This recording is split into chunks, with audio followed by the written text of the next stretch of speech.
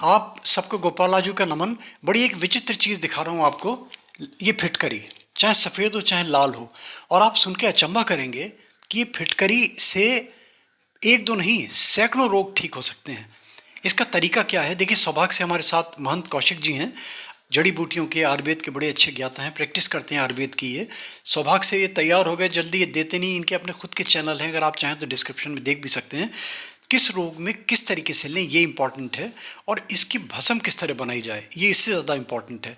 और मैं समझता हूँ कि 2 पैसे का इलाज लाखों करोड़ों रुपए के जो रोग हैं जो ठीक नहीं होते, उससे लाभ मिल सकता है। देखिए, वैसे मैं एक बात बार बार कहता हूँ कि देखिए, रोग ठीक होना ना होना ये अपने भाग्य, कर्म, पुरुषार्थ पे डिपेंड करता है। और एक बात ये भी ज़रूर ऐलान करता हूँ कि सेल्फ मेडिकेशन इंजूरियस भी हो सकता है, इसलिए जो आपके पर्सनल वैद्य हैं उनसे एडवाइस ज़रूर ले लें। और वैद्य जी से कांटेक्ट करना चाहें तो इनसे भी कांटेक्ट कर सकते हैं। मैं नंबर अगर ये कहेंगे तो डिस्प्ले कर दूंगा मैं। आप सुनिए क्या है ये सैलम के गुण। फिटकरी देख रहे हैं आप, ऑर्डनरी सी सामान्यतः ये पंसारियों की दुकान पे मिल जाती है। क्या बताएंगे देखिए इस विषय में सूक्ष्म में। और बस ये इन्फॉर्मेशन मैं समझता हूँ कि लाखों करोड़ों रुपए की आपकी इन्फॉर्मेशन आपके सामने आ रही है। ये क्या बताएंगे आप इस विषय में? बड़े भाई साहब नमस्कार। आपने फिर बहुत अच्छा प्रश्न पूछा आपने। तो 2 प्रकार के फिटकरी होती है। एक लाल फिटकरी, एक भी देखिए ये लाल फिटकरी है, ये साफ दिख रहा होगा, और एक सफ़ेद फिटकरी है। लेकिन ये फिटकरी डायरेक्ट नहीं खाया जाता है, इसका भस्म बना जाता है। और मैं कोई प्रैक्टिस नहीं करता हूँ, बना करके फ्री में ही देता हूँ। तो अब इसे कैसे बनाएंगे और फिर इसका क्या क्या प्रयोग विधि है वो आप आपको बता रहा हूँ। आप इसको टुकड़े टुकड़े करके कढ़ाई में डाल दीजिए और आग जला दीजिए। किसी भी प्रकार से आग जला दीजिए, चाहे गैस से जलाइए, लकड़ी से जलाइए, कैसे जलाइए, वो कढ़ाई में पानी बन जाएगा। उसको छेड़िएगा नहीं, क्योंकि जिससे भी चलाएंगे ये उसी में चिपक जाएगा। अगर आपने हाथ वाथ से कहीं छू दिया तो आपका हाथ में ही चिपक जाएगा, तो आपका हाथ जलने का संभावना 99% बढ़ जाएगा। इसलिए आप उसे वैसे ही छोड़ दीजिए और ये हलवे की तरह से अपने आप फत फत फत फत होता रहेगा। पानी सोते ही जल के ऊपर उठ जाएगा, और जब वो बतासे की तरह से मोटा फूल जाए तो ठंडा होने के बाद उसे निकालिए, या उसे खरड़ करिए या मिक्सी में चलाइए। उसका बारीक, जितना बारीक भस्म बनाएंगे आप उतना बढ़िया दवा बनेगा। अब जितने लोगों को मैं जानता हूँ, जिन जिन रोगों में प्रयोग कर चुका हूँ, वो अपना अनुभव आपको दे रहा हूँ। आपको अच्छा लगे तो अपना लीजिएगा, फिर भी इसको अपनाने से पहले अपने पर्सनल चिकित्सक से जरूर पूछ लीजिएगा। ये तो मैं अपना राय दे रहा हूँ, अपना अनुभव बता रहा हूँ। अब देखिए, पहला प्रयोग है खून साफ करना। आपको बार बार फोड़ा, फुंसी, दांत दिनाई, और इससे सोराइसिस भी ठीक हो सकता है। स्किन डिजीज कोई भी प्रॉब्लम, किसी भी प्रकार का आपका चमड़े से संबंधित रोग है, और अंदर भी कोई घाव है, उसका भी कैसे ठीक होगा वो भी बता दे रहा हूँ।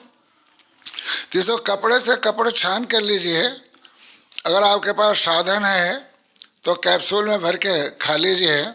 कैप्सूल आजकल बिक नहीं रहा है क्योंकि इलीगल है वो, और बंद हो रखा है। तो कैसे खाना है, आप केला लीजिए, केले को बीचों बीच फाड़ दीजिए, और उसमें 1 ग्राम फिटकरी भस्म डाल के केले के साथ खाने से आपको पता ही नहीं लगेगा आप क्या खा रहे हैं। तो आपका रक्त 100% शुद्ध हो जाएगा। और घाव, गोरा, दांत दिनाय, फोड़ा, फुंसी जो बाहर है, उसके इस बारीक भस्म को नारियल के तेल में मिलाइए और उसको लगाइए।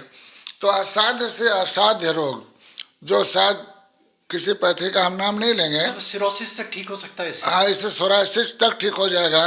कई कई साल लोग दवा करा के था करके भी मेरे पास आए हैं, तो हमने उन्हें ठीक किया है। एक सज्जन पर और इलाज चल रहा है अभी। चलिए, तो एक रोग हुआ, और क्या रोग? दूसरा रोग है, कई बार यूरिन इन्फेक्शन हो जाता है, पेशाब में झाग आता है, और उसमें जलन होती है, खुजली भी होती है, और ये नर नारी दोनों को होता है। किसी भी कारण से अगर +4 भी हो गया, आप पहले तो टेस्ट कराएंगे ही, पैथोलॉजिस्ट क्या कहता है। मैंने तो इसको खुद अपने पर अनुभव किया है। एक बार लंबा हो जाएगा वीडियो, सब नहीं बताऊंगा, ये बता रहा हूँ। मुझे ही हो गया था इन्फेक्शन, और +4 हो गया था। 21 इंजेक्शन में लगवाया, लेकिन मुझे रत्ती भर आराम नहीं हुआ। तो पैसा भी नहीं था, तो मैंने इससे अच्छा कोई दवा नहीं समझा, तो खुद बनाया, सबसे पहला प्रयोग मैंने अपने ऊपर किया।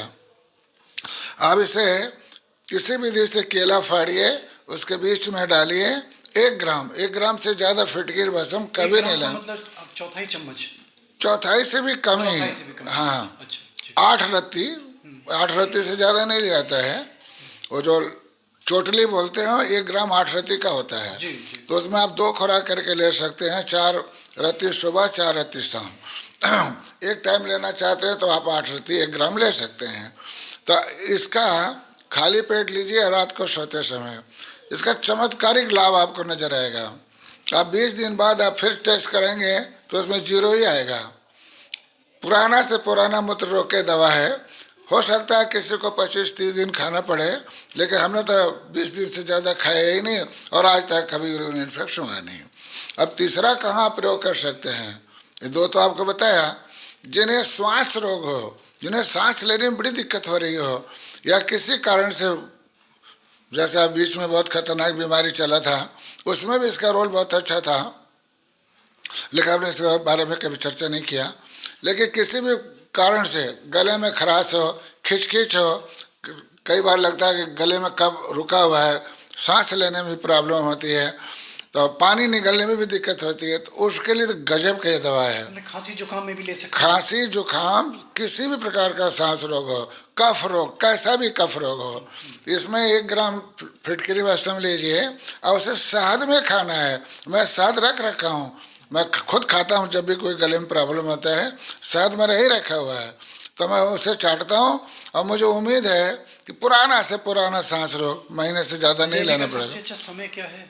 सुबह खाली पेट या रात को सोते समय। सुबह खाली पेट ज़्यादा अच्छा होता है। 2 बार दिन में? 2 बार लेना चाहिए। बच्चा हो अगर तो बहुत छोटा सा है, जैसे चावल 2 चावल के बराबर, बहुत छोटे इन्फेंट, यानी कि जो छोटे बच्चे हैं हाँ, और दे सकते हैं। इससे कोई साइड इफेक्ट नहीं है। बड़े से बड़ा कोई उसमें को बड़ा और कोई भी ले सकता, लेकिन 1 ग्राम से ज़्यादा फिटकरी भस्म नहीं लेना चाहिए। कोई भी चीज़ सीमा से ज़्यादा नहीं लेना चाहिए। कम लेने से तो काम चल जाता है, लेकिन ज़्यादा लेना और दवा ही नुकसान कर जाता है। तो हमारा होम्योपैथ का जो निर्माण हुआ वो भी इसी विधि से तो हुआ। इसमें आँख के, कान के, दांत के रोग हैं। हाँ, आँख, हाँ, अब देखिए दांत में और क्या प्रयोग करना है। जैसे आपके दांत में पस पड़ गया, खून आ रहा है, पस आ रहा है, चिस रहा है, कुछ भी आप चबा नहीं सकते, तो बहुत सारे एंटीबायोटिक भी ले लिया आपने, लेकिन लाभ नहीं हुआ, उसमें तो चमत्कारिक लाभ है। कैसे? थोड़ी सी हल्दी, थोड़ा सा फिटकरी भस्म जो आप बनाएंगे, और थोड़ा सा नमक और सरसों का तेल मिला करके रात में सोते समय अंगुली से उसके मंजन करिए, कुल्ला मत करिए, थूक के छोड़ दीजिए। पहले ही दिन में 30% आराम हो जाएगा। 3-4 बार अगर आप रात को लगा के किए तो आपको चमत्कारिक लाभ देगा। और ये फिटकरी भस्म इसी विधि से खाइए भी, तो सूजन भी कम हो जाएगा, पस भी ठीक हो जाएगा। और मैं दुआ के लिए बता रहा हूँ, आप मुझे दुआ जरूर भेजिएगा। जी, जी। और भी किसी रोग, आँखों के लिए, जैसे मान लीजिए आँखों की किसी प्रॉब्लम है, हाँ, क्या, है, हाँ जी, जी, लाली हो जाती है, जी, ब्लड जी, प्रेशर है, हाँ, हाँ, low blood pressure, high blood pressure, बहुत जी कॉमन सर, सी, गाउट्स हैं, दर्द है, गठियाबाई है। हाँ जी, जी, जी। तो देखिए वो सबका दवा, अन्य दवा भी बहुत है, हाई बीपी का भी, लो बीपी का भी है, और हर पैथी में भी है।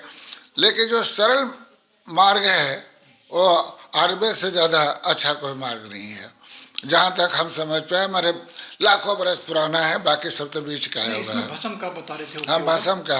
आप भस्म हाई बीपी में काम करेगा, लेकिन वो केले में काम करेगा, और उसका मात्रा 4 रत्ती से ज़्यादा नहीं लेना चाहिए। अगर किसी को लो बीपी है तो वहाँ ये काम नहीं करता, हाई बीपी में काम करेगा। लो बीपी अगर किसी को है तो 15 मुनक्का रात को भिगोएं, सुबह चबा चबा के खाएं। अगर वो बीज भी खा लें तो और अच्छी बात है, और ऊपर से 1 गिलास दूध पिएं, तो 15 ही दिन में लो बीपी आराम हो जाएगा। ये मेरा अच्छा, जो आपने गाउट्स के लिए बताया था, आर्थराइटिस है, गाउट्स है, दर्द है, लेडीज के कमर में दर्द हो रहा है, सर्वाइकल है, स्पॉन्डिलाइटिस है, लंबर स्पॉन्डिलाइटिस है जी, इनमें भी काम करेगा? ये काम उसमें नहीं करेगा, क्योंकि वो वायु की बीमारी है, वो वायुनाशक दवाइयाँ खाने से ठीक होगा। पित्त से संबंधित? ये पित्त से संबंधित और रक्त और दोष दोष से जी संबंधित, जी मतलब जी। वायु से संबंधित जो रोग हैं, हाँ, उसमें ये काम नहीं करेगा।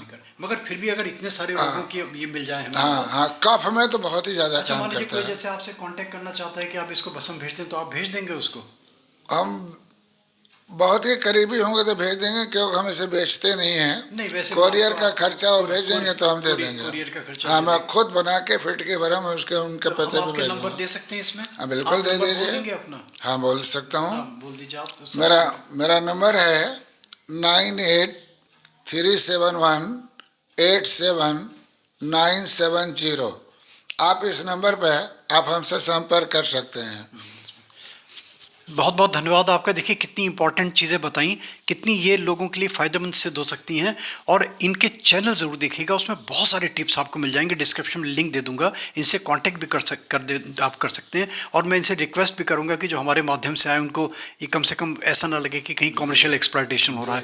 और आप लोग देखते रहिए गोपाला जी मोटिवेशनल वीडियोज़, लाइक कीजिए, सब्सक्राइब कीजिए, फॉरवर्ड कीजिए, नोटिफिकेशन बेल में क्लिक करके ऑल का बटन ज़रूर दबा दें। इस टाइप के बहुत सारे वीडियोज़ आपको यूनिक, जो केवल और केवल गोपाला जी मोटिवेशनल वीडियोज़ के ही माध्यम से मिल सकते हैं, आप ज़रूर देखिए। बहुत बहुत धन्यवाद आपका। और आपके और भी बहुत सारे वीडियोज़ देंगे, ताकि जो दुखी हैं, परेशान लोग हैं, जो जो त्रस्त हैं, जिनके पास पैसे नहीं हैं और देख रहे हैं क्या मारामारी हो रही है, ठीक है ना, उनसे हम चाहते हैं कि इस तरीके से निजात मिले। बहुत बहुत धन्यवाद आपका, बहुत बहुत धन्यवाद।